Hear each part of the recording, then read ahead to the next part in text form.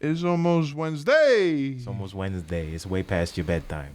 It is. I go to bed at 9 o'clock, 10 o'clock these days. Get up 6:30. It's walk around. amazing. We can definitely wrap it, but I will say, like, even just what we talked about in this one, it's like there's so many layers to every single part of what we're talking about. Like every step of the way, I want to go. And actually, did you know? And actually, it's like a list of 20 bullet points. Yeah, at the same time, I'm like, how are we gonna keep this up? Yeah, and also, how are we ever gonna stop? Yeah. That's what's fucked up. There were so many points left on the table. I'm just like, we're gonna have this conversation. And we didn't even barely talk about some. It's like so funny. Like there's so much absolute inconsequential cultural bullshit we could be talking about, and then we just fill these episodes with this shit because it's all related, man. It's like at a certain point, totally. What the fuck are we talking? This is like child's play. What we're talking about here. When it's like that one creator we were making fun of that's just like constantly in this nebulous space of tying culture with these systems, but making absolutely no conclusions about it. Right. And it's just like, isn't that fucking like just kind of on point? What I'm saying? Isn't that crazy? Yeah, isn't that crazy? Also, completely stop there. Stop there. Right. That's what fucking leads to the nihilism and like fuck that. It's not for moralistic reasons. At least for me, it's because logically it's not. There's no weight to it. There's you're not serious. Yes, there is a lot. There is logically another way we can go. There are logically other things we can do, and it's kind of silly and goofy and like wimpy to just kind of circle in this keep swirling in this stew of just we know how everything's fucked up. Right. Like it's like that you're not cool because you can just like harp on how fucked up shit is. Right. It doesn't make you cooler. Like it's honestly like that panel in Berserk where he's like, "Then kill yourself." He throws a knife to that little girl for years. And he's like, "Then kill yourself." I was saying it. I know it's like it's not. It's kind of insensitive, but like before kill yourself. Yeah, before Berserk. No, but I mean. Even for me, that was my impetus. It was like, it's die or I'm gonna try and like do some crazy shit. Right. Yeah. Exactly. Because why the fuck? Because you're not serious if you're just like, fucking. Yeah. Right. Why? Right. Like, no, why are you alive? Why am I going to sit here and do that? Right. Right. Like if every step of the way you're just like, I could just die and nobody would notice. What the fuck are you doing? Yeah. You know. If you're doing all this shit every day, and every day you ask yourself what it's for, then do something else. You know? And that comes with a certain level of comfort, that vantage point. And a certain low level of stakes. Yeah. There's not really high stakes there. Yeah. Right. You know, it's not existentially that effective against you. Like, I've known a lot of kids like that. I met a couple kids in college like that who were just like, everything's so bleak and dystopian, yet they don't really give a fuck. And it's like, well, it's not at an existential level for you then, because if it was, you know, like you sound like a scene kid. Right. Sorry, like at the end of the day, bro. Sounds like a phase. You just gotta. It's a phase for you. I think you'll be fine actually. But you'll end up circling back in the real way and realizing that everything the scene kids were telling you about that seemed just cool aesthetically had some brutal weight to it. Hey, look, at the end of the day, bro, you just got to rise and grind, you know? Yep. At the end of the day. I think that's a good note to end on. That's really all we're trying to say. Just rise and grind. Rise and grind, bro. That's really all it is. I know I'm not trying to extend this, but some people in this conversation will interpret it. They do interpret it that way, or at least the way they respond is as if that's the thing of like we're saying it's not hard, or we're saying that there's not suffering, or that we're whatever. But it's literally, it is just, if you think about it logically, everyone has, it's like we all have the same two options, you know, rise or grind. Right. But it's like, no, we can either just keep doing business as usual and like sit in our sadness and just be like, yep, we're fucked and this is the way it's going to go. And I'm going to be sad on the way through the fucked, as everything corrodes and gets worse. I'm going to I'm just gonna like lean into that, Right. or you can go, fuck it, I'm here. Like, let's try and do something different. Can we do something different? Like, let's fucking try it. Why the fuck not? What do you have to fucking lose? You know. Right.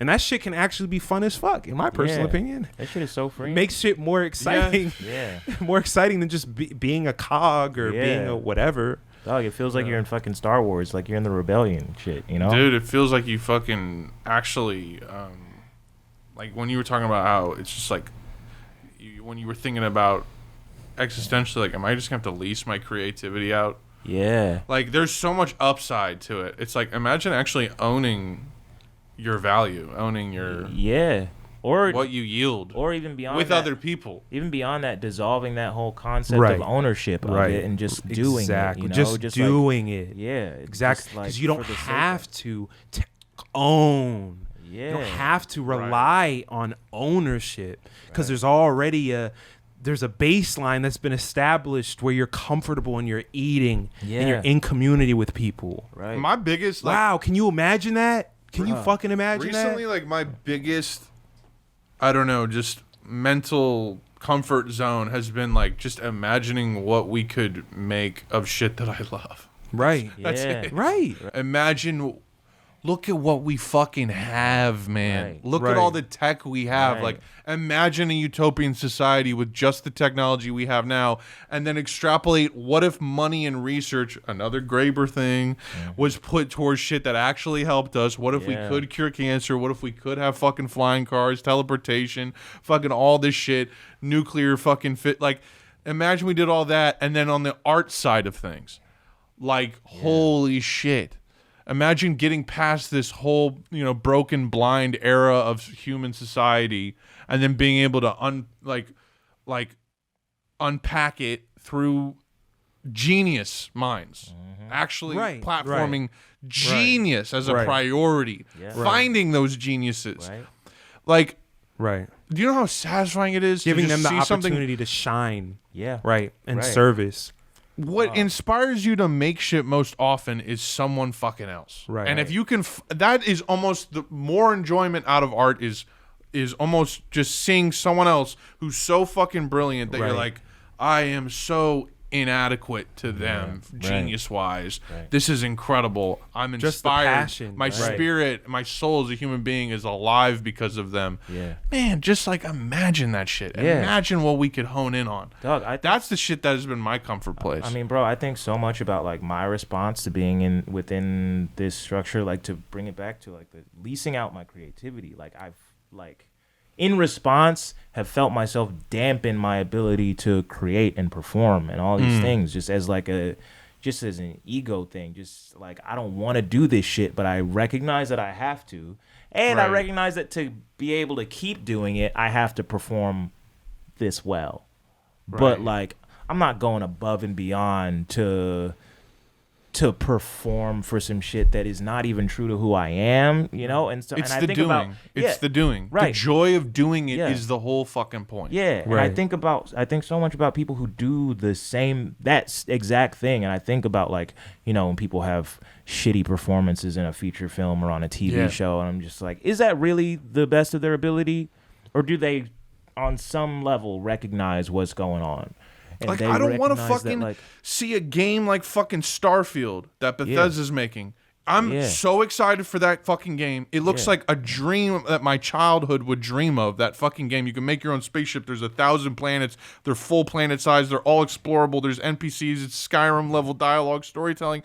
And then I can't fucking enjoy it because I will play it, but like, I'm hearing about this probably 5 days after reading that Fallout 76 article, where I know that fucking the guy who develops the game, Todd Phillips or whatever the fuck his name is, the Joker.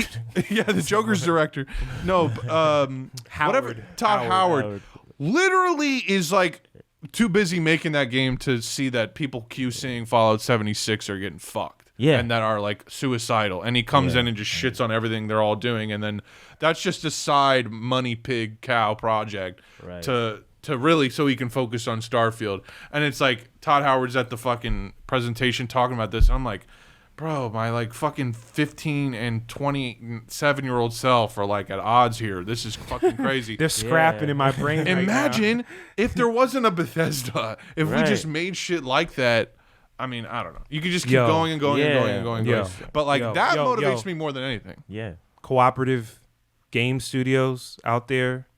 Oh, we're tap the fuck in. Let's go. Please. At any scale. At any scale. Any scale. We could start with a goddamn fucking flash game, fucking mobile game. I don't care. And I have the ads. I know where they're at. I know who to at. Even just on the top. I know some of y'all. I know some of y'all. So hit me up. I would literally. Let me tell you something. Before I was into anything I'm into now, what I have a degree in anything, I wanted to either make or write about video games. Yeah. And dude, if we made a cooperative game studio, I might fuck around and do that for the rest of my life. Who the fuck knows? That's the freedom. Yeah. And I'm thinking a federation of them, you know? Dude. Let's all interlock and reinforce and support one another. Yeah. And games that maybe take more than like 4 quarters to make. Right. And aren't rolled out half-baked. Maybe they're bug-free and perfect. Dog, no, this DLC shit, dead. Yeah. Dead. Right. Fuck it. Take the profit and send them out of games and see how fun they are. Dog, I've gotten too mad playing FIFA every day for the past week to inflict that on somebody else. I will never do that. I will never participate in a company that does that. Mm-hmm. We gotta dead this. Just finish it. You're blaming your L's on EA, huh? Yeah, hell yeah, I'm blaming my L's on EA. Get the fuck out of here. Cooperate, dog. When there's documented incidents of them like dampening your like sandbagging your gameplay just to sell you new players and all this shit, like hell yeah, I'm blaming my L's on EA. Especially when you gotta put in the work, You're not putting in the work. I've played the game for 15 years of my life. I'm 30 years old, and I'm not think better about the at Yankees it. for I'm one not second. better at the game. How the fuck does Think that about the make Yankees sense? for one second. They really invested in their squad. It's the same logic that they're trying to get you to internalize. I'm gonna buy the fucking Jets, okay? Okay. Fuck the Yankees. My dad's a fucking Yankees fan. Can you believe that? Like, have you seen that TikTok? Right. That dude was hilarious.